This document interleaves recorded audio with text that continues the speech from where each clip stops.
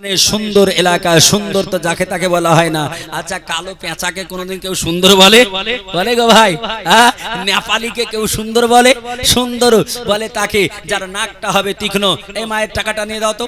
যার নাক হবে তীক্ষ্ণ, গোলাপের পাপড়ির মতো ঠোঁট হবে, মুখটা ডোয়াশের কমলা লেবুর মতো হবে, যার চেহারাটা কালারটা হবে ফর্সা টুকটুকে বেদানার মতো রং হবে, যার লম্বা হাইট হবে, তাকে সুন্দর বলা হয়। ওই ধরনের গার্লস যারা হবে তাদেরকে সুন্দরী বলা হয়। আল্লাহ পাক রব্বে কায়নাত রব্বুল আলামিন তিনার বান্দারা বড় ভালোবেসে সুন্দরপুর রেখেছেন। নিশ্চয় এর গুণাগুণ আছে, যার জন্য বলবো সুন্দরপুরের মা বোনেরা আপনারা বড়ই সুন্দর, বড়ই সুন্দরী। আপনাদের বলবো যে এই দেখেন আরেকজন মা 500 দিয়েছেন, আপনারা যদি আর কেউ পারেন একটু দিয়ে যাবেন, আর ওয়াদা করলেও করে যাবেন। সুবহানাল্লাহ। বলেছিলাম 5 জন, এই জন্য 5 জন আমি ডেকেছিলাম। প্রথমত যে 5-এর গুরুত্ব রয়েছে, 5-এর গুরুত্ব রয়েছে। পৃথিবীতে 5 জন ব্যক্তিকে পাক পাঞ্জাতন বলা হয়। কজন ব্যক্তিকে? 5 জন ব্যক্তিকে পাক পাঞ্জাতন বলা হয়। কাকে কাকে গো বলেন তো? উনি তো মৌলানা আলিম, উনারা তো পারবেনি, আপনারা বলেন বলেন। শুরু করেন। 100 টাকা দিয়ে যান। শুরু করছি আমি। সুবহানাল্লাহ। 100 টাকা আছে কারো কাছে? 100 টাকা নাই? 100 টাকা দিয়ে যান। সুবহানাল্লাহ। পাক পাঞ্জাতনের নাম বলে দিচ্ছি। মাত্র 100 টাকা নাই, সব খালি। সুবহানাল্লাহ। বলছে সব আসলে টাকা দিয়ে আসেনি তো। 100 টাকা দিয়ে যান, আমি বলে দিচ্ছি। দেবে দেখেন মা দেবে। এই কই গো কমিটির ছেলে, যাও তো।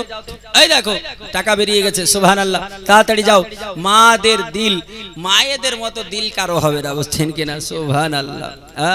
আল্লাহ বানিয়েছে ওনাদের নরম দিল, মায়ার দিল, বুঝছেন কিনা? পুরুষদের পেটে যদি আল্লাহ বাচ্চা দিয়ে দিত, বুঝছেন কিনা, তো বাচ্চাকেও সেই দিন মারত, নিজেও মরত, বুঝছেন কিনা? যা কষ্ট। কিন্তু মায়েরা আল্লাহ পাক রব্বে কায়নাত এত তাদের ধৈর্য দিয়েছেন, মায়া দিয়েছেন, মমতা দিয়েছেন, যাদের বদৌলতে আজকে আমার মতন মনিরুল ইসলাম তাহসিনী আজকে স্টেজে বলছে শুধু মায়ের কারণে। সুবহানাল্লাহ। এই দেখেন এক মা 200 দিয়েছেন, আর এক মা 100 দিয়েছেন। সুবহানাল্লাহ। আমি আল্লাহকে বলবো, আল্লাহ মায়েদের জীবনে तमाम গুনাহ maaf করে তাদের জান্নাত নসিব করো বলে আল্লাহুম্মা আমিন। ইনশাআল্লাহ দোয়া করব। মুআজ্জাজ মুহতারাম মায়েরা, আজকে ওদের তরফ থেকে 100 চেয়েছিলাম, 300 এসে গেছে। আচ্ছা, আপনাদের তরফ থেকে আসবে না? সুবহানাল্লাহ। এটা লজ্জার ব্যাপার, কারণ ছেলেদের হাতেই তো পয়সা থাকে, ছেলেরাই তো মালিক হয়, ছেলেরাই তো ক্যাশের মালিক হয়। তা আপনাদের বলবো, আপনাদের তরফ থেকে 100 টাকা দিতে পারবেন না? কেউ একটা দেন, যাতে করে একটু আপনাদের সম্মানটা বজায় থাকে। এই দেখেন আরেকটা ছোট্ট বোন আসছে, তাও আবার মায়ের জাত, 100 টাকা নিয়ে আসছেন। সুবহানাল্লাহ। তা আপনারা দেন তাড়াতাড়ি করে। 500 হয়ে গেল। ওইদিকে একটা তাড়াতাড়ি না থাকলে হাত ওঠান, যে বলে মৌলানা আমি দেবো আগামীকাল, এইরকম করে হাত ওঠান। না থাকলে এই বাপজি আমার সোনার চাঁদ, 100 টাকা পারবেন না? জিলাপি নিতে জানে 100 টাকা কেজি মনে হয় নাকি? 1 কেজি জিলাপি নিয়ে যাবেন, 5 জনের হবে না। আবার রাত্রি বেলায় খেলে সকাল বেলায় তার গন্ধ পাওয়া যাবে না। কিন্তু আজকে 100 টাকা দিলে এটা কিয়ামত পর্যন্ত ধরা থাকবে। সুবহানাল্লাহ। এই দেখেন শাফিউল, সুবহানাল্লাহ। এই দেখেন ভাইয়ের তরফ থেকে 500 টাকা এসেছেন। শামসুল, সুবহানাল্লাহ। শামসুল ভাই 500 টাকা। নারে তাকবীর, নারে রিসালাত। শামসুল ভাই 500 টাকা, দাতা জিন্দাবাদ। আচ্ছা শামসুল ভাই কি করে? শাফিউল, এই দেখেন শাফিউল ভাই। আচ্ছা শামসুল ভাই কি করে? রাজ তুমি দাঁড়াও, ওই আপনি শুনেন তো শামসুল ভাই, আপনাকে দেখবো বুড়ো না যুবক এটা দেখবো। যদি বুড়ো হয় তার আলাদা ডিসিশন, যুবক হলে আলাদা ফাইসালা। এখানে আসেন। সুবহানাল্লাহ। এখানে আসেন। সুবহানাল্লাহ। রাজমিস্ত্রি। সুবহানাল্লাহ। এই গ্রামে খুব মিস্ত্রি আছে গো। সুবহানাল্লাহ। এই দেখেন এনাকে বুড়ো বলা যাবে? এই যাবে যাবে। ইনি হচ্ছেন যুবকের খাতায়।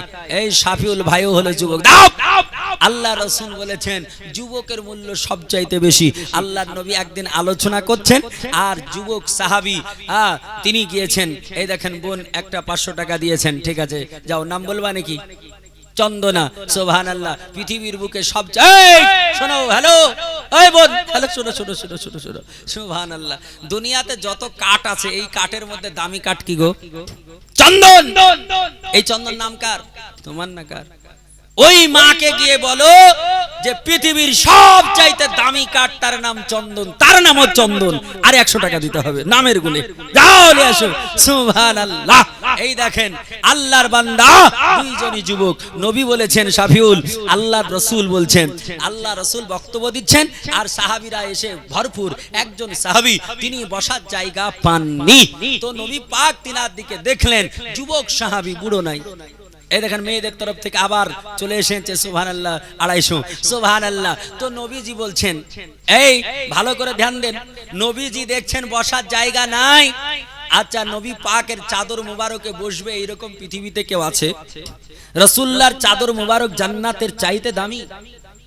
তবুও নবী যুবকের সম্মান দেওয়ার জন্য হযরতে রাসূলে পাক নিজের চাদর মুবারক খুলে ওই দিকে দিলেন আর বললেন যে হে সাহাবী, তুমি আমার এই চাদরে বসে যাও। ইজলিস হা হোনা, তুমি এখানেই বসে যাও। আল্লাহর নবীর সাহাবী তিনি চাদরটা নিলেন, নেওয়ার পর চুমা খেলেন, চোখে লাগালেন, লাগার পর বলতেছেন আকরামাকাল্লাহ আকরামতানি ইয়া রাসূলুল্লাহ। হাদিস বুখারী শরীফে আছে। আল্লাহর রাসূলকে তিনি বলছেন যে চাদরটা নিয়ে চুমা খাচ্ছেন আর বলছেন আকরামাকাল্লাহ, আল্লাহ নবী পাকের সম্মান আরো বাড়াও, আরো বাড়াও, আরো বাড়াও। আকরামতানি ইয়া রাসূলুল্লাহ, হে আল্লাহর রাসূল আপনি যে আমাকে সম্মানিত করেছেন, এই বলে তিনি চুমা খাচ্ছেন আর কাঁদছেন। তা আল্লাহর নবী সাহাবীদের মধ্যে যুবকের সম্মান দিয়েছিলেন। আর ওই যুবকটা, যে যুবকটা বসেছিলেন, ওই যুবকটা কোন সাহাবী ছিলেন, তার নাম কি ছিল? উম্মতে মুহাম্মাদির মধ্যে একজনকে ইউসুফ বলা হয়। উম্মতে মুহাম্মাদি ইউসুফ, মানে ইউসুফ আলাইহিস সালামের যেমন সুন্দর চেহারা, রাসূলুল্লাহর সাহাবীদের মধ্যে একজনের অত সুন্দর চেহারা ছিল, ইউসুফ আলাইহিস সালামের মতো চেহারা। ওই সাহাবীটার নামটা কি ওটাও আমি বলবো, আর 500 করে 1000 লাগবে তোমাদের। হ্যাঁ, তোমাদের সামনে এতক্ষণ হাদিস বলছি আর আমি ওই যুবক সাহাবীর নামটাও বলবো। তোমাকেও 500, তোমাকেও 500 হবে, হলে একটু বলতে হবে, হ্যাঁ হবে। নারে তাকবীর, নারে রিসালাত। আল্লাহর বান্দা যুবক দুইজন 1000 টাকা করে 2000 টাকা দাতা বলি জিন্দাবাদ। সুবহানাল্লাহ। উম্মতে মুহাম্মাদির ইউসুফ কাকে বলা হয়? ওই সাহাবীর নাম হচ্ছে হযরতে জারির রাদিয়াল্লাহু তাআলা আনহু। বলে সুবহানাল্লাহ। যিনি ইউসুফ আলাইহিস সালামের মতো সুন্দর ছিলেন। হাবিবুর রহমান, রহমানের বন্ধু নাকি? তুমি না? কে? আরে হাবিবুর রহমান নামটা কার? তোমার না কার? তুমি দিলে না এটা? হ্যাঁ, মুসাফা করো। সুবহানাল্লাহ। হাবিবুর রহমান মানে রহমানের বন্ধু। রহমান কার নাম? আল্লাহর নাম। আল্লাহর বন্ধু। আর 100 টাকা দাও তার জন্য। সুবহানাল্লাহ। না থাকলে কালকে দিয়ে দেবে, থাকবে তা তো নাই। ঠিক আছে। সুবহানাল্লাহ। নারে তাকবীর, নারে রিসালাত। হাবিবুর রহমান সাহেব 600 টাকা দাতা। এই দেখেন একটা ছোট্ট ভাই কত দিয়েছো? গনার সময় নাই, 200 টাকা। আল্লাহ কবুল করুন। সুবহানাল্লাহ। এই দেখেন চন্দনা মার পক্ষ থেকে 100 বলেছিলাম, তিনি 200 দিয়েছেন। নারে তাকবীর, নারে রিসালাত। চন্দনা মা 700 টাকা দাতা বলে জিন্দাবাদ। সুবহানাল্লাহ। আল্লাহ 7টা জাহান্নাম বানিয়েছে। কটা? 7টা। এই 7 জাহান্নাম থেকে আল্লাহ যেন পরিত্রাণ দেয়। জোরে বলুন আমিন, আমিন। সুবহানাল্লাহ, সুবহানাল্লাহ। তো যাই হোক, এই 7টা জাহান্নামের নাম জানা আছে আপনাদের? জানা আছে? 7 জন ব্যক্তি 100 করে দিয়ে যান, আমি নামগুলো বলে দেব। তাফসিরে জালালাইনের মধ্যে আছে 7টা জাহান্নামের নাম। 7টা জাহান্নামের নাম বলবে, 100 করে জমা দিলে বলে দেবো। এদিকে 5টার উত্তর দিই, না হলে গাল দেবেন কালকে। এতগুলো টাকা দিলাম। সুবহানাল্লাহ। আল্লাহ পাক রব্বে কায়নাতের পাক পাঞ্জাতন তিনারা একজন হচ্ছে রাসূলে পাক সাল্লাল্লাহু তাআলা আলাইহি সাল্লাম, মুহাম্মাদুর রাসূলুল্লাহ সাল্লাল্লাহু আলাইহি সাল্লাম, হযরতে আলিয়ে মুশকিল কোশা হায়দারে কারার রাদিয়াল্লাহু তাআলা আনহু, হযরতে ইমামে হাসান রাদিয়াল্লাহু তাআলা আনহু, হযরতে ইমামে হুসাইন রাদিয়াল্লাহু তাআলা আনহু এবং মা ফাতিমা তা জাহরা রাদিয়াল্লাহু তাআলা আনহা। এই পাঁচজনকে বলা হয় পাক পাঞ্জাতন। এনারা হচ্ছে পাক ও পবিত্রা তাহেরা। হযরত মা ফাতিমাতুজ জাহরা তিনি সন্তান জন্ম দেওয়ার পরেও কোনোদিন নামাজ কাজা করেননি। প্রশ্ন হচ্ছে না মনে? সন্তান জন্ম দিলে তার 40 দিন তো নামাজই হয় না নাকি? কমসে কম 10 দিন, বেশির বেশি 40 দিন। মানে কেন? নাপাক থাকে। আর নাপাক অবস্থায় আল্লাহ তাআলা নামাজ মাফ করে দিয়েছে। মেয়েদের বাচ্চা যখন হয় 10 দিন থাকবেই, বেশি হলে 40 দিন পর্যন্ত নাপাক থাকবে। আর নাপাক থাকলে নামাজ আল্লাহ মাফ করেছেন। প্রতি মাসে কারো 3 দিন, কারো 7 দিন হয়, বেশি হচ্ছে 10 দিন পর্যন্ত। আল্লাহ তাআলা রব্বে কায়নাত যখন এই হালাতে রাখবে, মেনসের টাইমে থাকবে, তখন নামাজ হলো মাফ।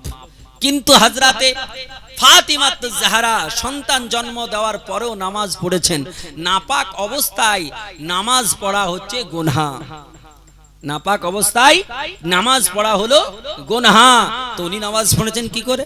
আল্লাহ পাক রব্বে কায়নাত রব্বুল আলামিন মা ফাতিমাতুজ জাহরাকে পাক পাঞ্জাতনের মধ্যে রেখেছে। হযরতে মা ফাতিমা এত পাক পবিত্রা তাহেরা ছিলেন, সন্তান জন্ম দেওয়ার পরেও জীবনে কোনোদিন নাপাক হননি। জোরে বলি সুবহানাল্লাহ। সন্তান জন্ম দিয়েছে কিন্তু নাপাক হননি।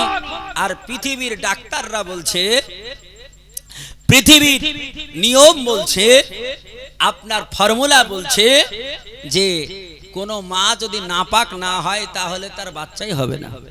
দেখবেন ডাক্তার আগে গাইনি সার্জন যিনি, তিনি জিজ্ঞেস করেন তোমার মেন্সের গন্ডগোল আছে, আগে কথা জিজ্ঞেস করে, বুঝছেন কিনা? এইটার প্রবলেম হলে এসব বাচ্চার গন্ডগোল, বুঝছেন কিনা? যারা হবে না তার তো বাচ্চা হওয়ার কোনো সম্ভাবনাই নাই।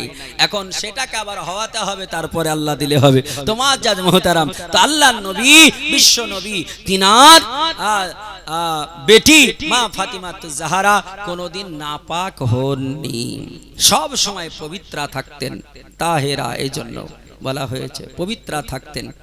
তো সুবহানাল্লাহ, আল্লাহ পাক রব্বে কায়নাত রব্বুল আলামিন আমাদের সকলকে বোঝার তৌফিক দান করুক। সকলে বলি আল্লাহুম্মা আমিন। আচ্ছা, আপনার খিচুড়ি হয়েছে তো?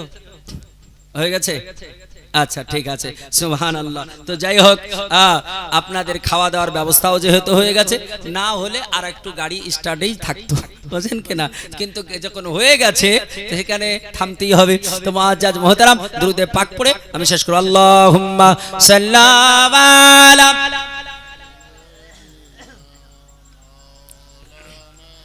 মুহাম্মাদ ওয়ালা আলি সাইয়্যিদিনা মাওলানা মুহাম্মাদ সাল্লাল্লাহু আলা মুহাম্মাদিন